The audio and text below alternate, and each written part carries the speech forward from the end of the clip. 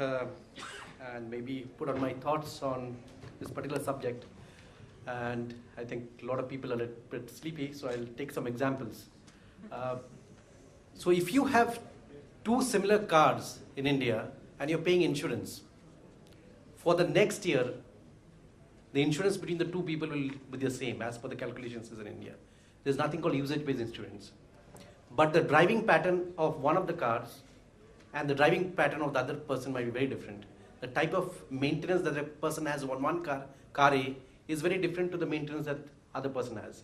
So there is no possibly, we are not going forward and actually having a usage-based insurance. The risk to the insurance company is high. So this example why I'm telling you, because there was this one of the companies in Europe and one of the prime sports car in the world. So we had worked along with a telematics company to kind of give them something called a usage-based insurance. Now what is this all about? So let's take for example, you've got two cars, one is not maintained well, driver is rash. With all the sensors that you have, you capture those sensors on a real-time basis.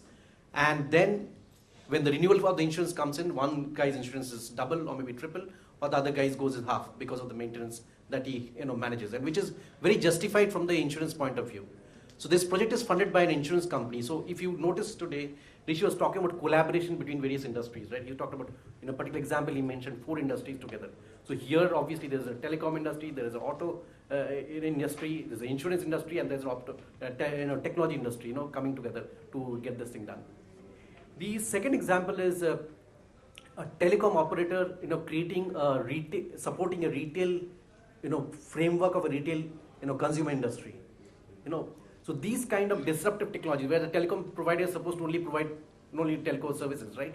But he's going and creating a different kind of a business. Like we talked about, I think someone talked about Uber today in the morning, where the company, people say it's a taxi company, right? But it's not. It's actually technically an aggregator with a payment gateway, right? It's essentially a payment gateway with an aggregator. So you have got data which you manage, and then you've got a payment gateway. That's it. It's a period, nothing else. A portal, like an Amazon, it's like the biggest retail company in the world, kind of, right?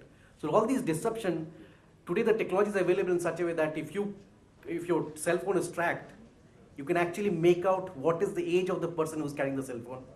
You can actually make out whether the person is a male or a female. And you can actually, depending on the places that you visit, you can actually have a beautiful profile of the person even not meeting that person. That's possible today. So imagine what kind of disruptive things can actually give way to these type of information which is available.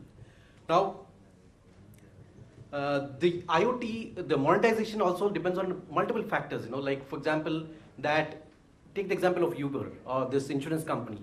How much of money that has been saved?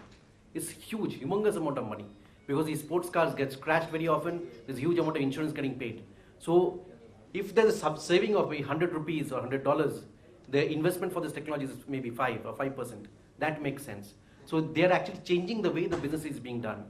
We're talking about a telco company, creating a retail, chain on a consumer products division, right, for a particular country. We're talking about locational analytics, like he mentioned, about creating promotions about where you visit, like particular part of the store, or if you're coming over here for a longer time, depending on whether you're a student, you can actually have various promotions coming on your mobiles. Then there's a printer company, which is again a very interesting case, where the company provides printers, and as you know, even on the hardware side also is pay as you go, right? So the printer company gets paid on the usage of the printer and the uptime of the printers. Now suppose, let's take for example that there are 100 offices and they're all using this particular company printer, and the printer is down. So what do you usually do? You have got, like you said, that you go and maintain those printers. Now if you go and maintain those printers, say every 7 days one engineer goes and visits. Say it's a Saturday or maybe it's Friday, and the printer goes down on a Saturday or a Sunday, then the whole 4 days the printer company doesn't get paid, and so it's a problem for the customer.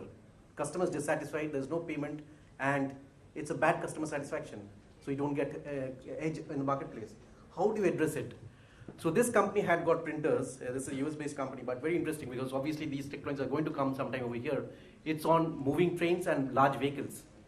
So if that is so, how do you first of all locate the printer? Where is it? So just to put it short, imagine a printer in a train, and it's going to stop in a station in which there's a particular spool has got damaged. Today you've got all the necessary information which is available in those printers. How do you capture it on an online basis and actually take the rightful action that, okay, we just need to change the spooler. That's it, nothing. So one person goes to the spooler, the train stops for 2 minutes, and you change the spooler, that's done. So what does this give for the company? The company actually can service its customers better, number one.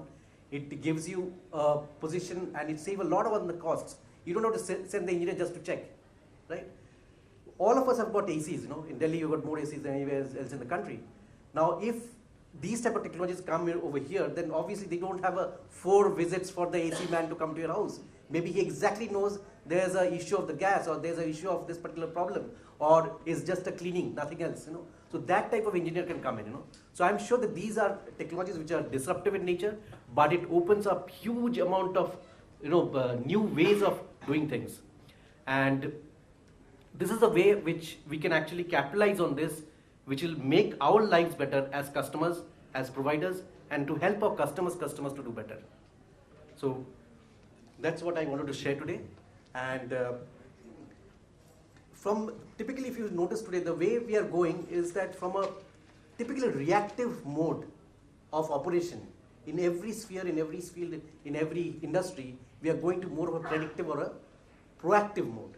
That why not may be able to do it better than, or previously if we know the things what is happening, we can take a rightful action. So this actually triggers a lot of cost savings, a lot of benefits for the customers, and a lot of benefits for e-governance systems, right? The minister was saying that use all the online devices, you can actually measure the amount of cost saving that you can do. So these are changes, absolutely drastic changes that is happening today, and this is how we can monetize it.